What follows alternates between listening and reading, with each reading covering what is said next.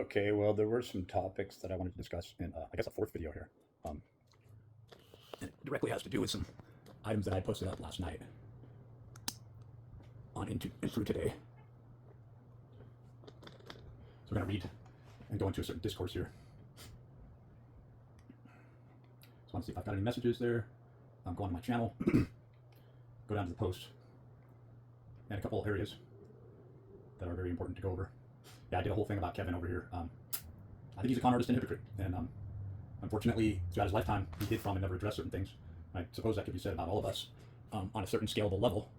However, when you make such claims about a certain prominence, those claims need to be valid, you know. And he tried to give financial advice to people and trying to say that he had done things correctly, and even more so, acting and performatively as if he is an upstanding person. I have a lot of qualms with that, to say the least, and I express that in a couple of my videos. Can't seem to get this right. So we write about Atlantis, the epoch of self-amassment. We posted a few items on Atlantis yesterday, if you're curious of reading that. Pretty regularly, I'll post up free, not free in the sense that you have to endure the ads, but free as far as if you get to be in your area, you'll be able to watch this, and I'll put links down below, the movie that I'm highlighting. And I've been doing that for some months pretty regularly, so you might want to look down in the, so what you can do is you can go down to community, and it'll, in the community here on 1013 consensus, it will have things that you can actually post. If you don't agree with me on Kevin, you know, he may be sick and ill, but in the end, he, like most people these days, is a con. He's still a con. You may disagree with me. You know, this channel isn't censored. If you get too unruly, yeah, I'll censor some things, but as far as religious, political beliefs or lifestyle beliefs, I'm definitely open to people posting here, and there are no restrictions. You can actually post up things that you want to. You can write an entire expose. If it's not too off the wall, leave it up. Kardashev scale. These are some things that's from 3 days ago, 7 days ago. Society's an attempt to contain what cannot be contained. But I'd like to get back on track here and mainly focus on a couple areas that I was focusing in on last night. Somebody has mentioned Death of Smoochie. Don't remember who it was, but I put that up. There's also a Tubi link there for free. And then we have the Moonchild. This lays out, I wouldn't say enduring the entire interview is necessarily worth it, as with most of the content on the occult rejects. I don't know, it's kind of a sounding board, but I don't really align with or have a great deal of reverence or respect, but sometimes I'll walk away learning something. So I find myself enduring that channel, that station, more than I think I will. But you know, you have a lot of, again, you have occult rejects. I mean, they're being really forthright, at least about that name, because it's you got people who really don't know if they're coming or going, and they're still trying to practice some of them are still trying to practice these very dangerous esoteric belief systems. And really what I wanted to do is I wanted to get into sexuality, how it's used against us.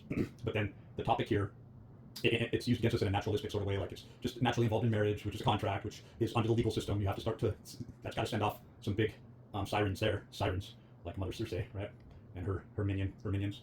So I wanted to talk a little bit about this, that I did get the information initially that I looked up here from the Sabbatian Frankism refers to a 18th and 19th century messianic sect, but then it gets weird. Founded by Jacob Frank, which broke off from the Sabbatian movement and originated in Poland. Key characteristics was Poland, right? Poland, Russia, Ukraine. Look up the prime minister and the presidents of Israel, and you'll trip out where they were born. A key characteristic was its anti-nomian teachings, which encouraged followers to violate moral norms. So this gets very Crowley-esque.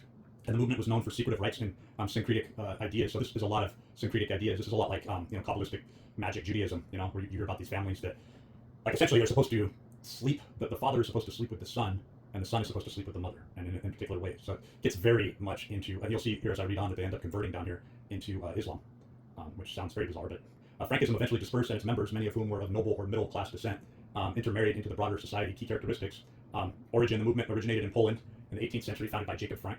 Anti-nomianism, a core tenet was the rejection of Jewish norms and the belief that followers should transgress moral boundaries. Secretive rites, the group engaged in secretive and sometimes scandalous rituals. Syncretism, Frankism, combined aspects of traditional Jewish messianism, they got messy with it, and Enlightenment era ideas, materialism, and esotericism. Dispersal: after Jacob Frank's death in 1790, his daughter Eve, right, think about that one, became the leader, but the movement's fortunes waned, probably because Eve spent herself down. Its members eventually scattered, and their descendants were absorbed into the general Polish population, with some rising to prominence in the arts and society. Connection to Sabbatianism. Frankism is considered a branch of the earlier Sabbatian movement, which was based on the teachings of the 17th century false messiah, Sabbatia's own conversation to Islam in 1666, right, and the subsequent actions of his followers, the Dome, who also outwardly converted to Islam while retaining some of their secret practices, which Islam's full of those already, right, provided the historical and theological context for Frankism's later developments. Yeah, let's look at a couple of things here. Let's take that one. All right, if we can get the whole thing. Actually, don't we just ask ChatGPT? Let's see.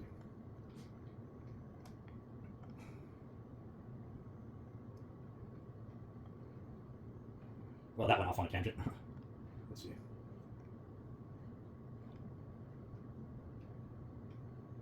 So what is syncretism? Syncretism, the combination or fusion of different beliefs, practices, or philosophies into a single integrated system, right? More than mere eclecticism, picking from various sources. Syncretism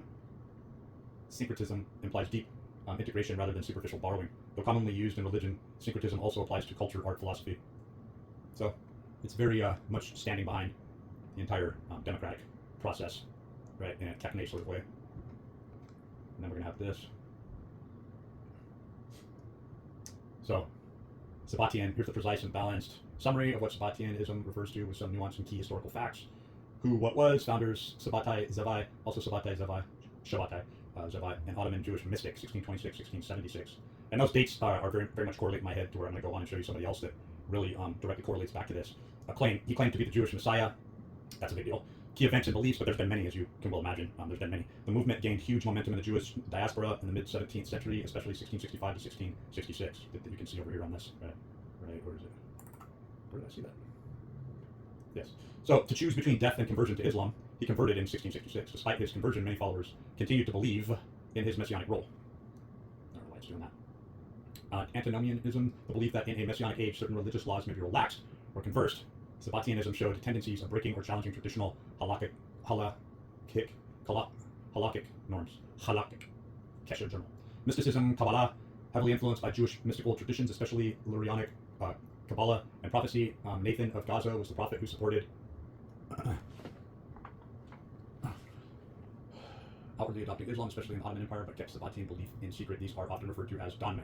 Okay, so before this phone dies, because I can see that I'm actually low in, getting really low in battery here, I wanted to read about this. We have Prometheus, the subject to apological discourse. I think I went down too far. Okay, this is what I wanted to put up. Pascal Beverly Randolph.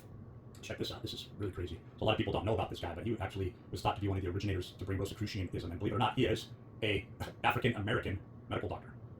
That's pretty pale, right? But you can see that he has some of those African-American traits, quite possibly. But look at that straight hair, and right? I mean, we're talking, you know, maybe one, I don't know, I'm thinking like 1/6, 1/10. Pascal Beverly Randolph, and I put up, Beverly came up a few times last night on different podcasts, so I put up the meaning to Beverly. It's like, I think it means beaver, like meadow. October 8th, 1825. July 29th, 1875. What I was seeing as a correlation there is the guy didn't live. He became a doctor, but he didn't live past 50 years. He made it to 49, and he died under very suspicious circumstances. And many say that there's no way he would have taken his own life, and so somebody murdered him, but it was sort of written off. So he was a spiritualist, transmedium. He established the earliest known Rosicrucian order in the United States. He may have also been the first to introduce principles of erotic alchemy to North America. In other words, he was doing a lot of what the OTO and sex magic practices, Thelemic practices, way back then. Like, look at that, way back then, right? So we're talking 175 years ago. Born in New York City, Randolph grew up in New York City, was baptized at the Church of the Transfiguration, Episcopal Manhattan. He was a free black man, a descendant of William Randolph. His father was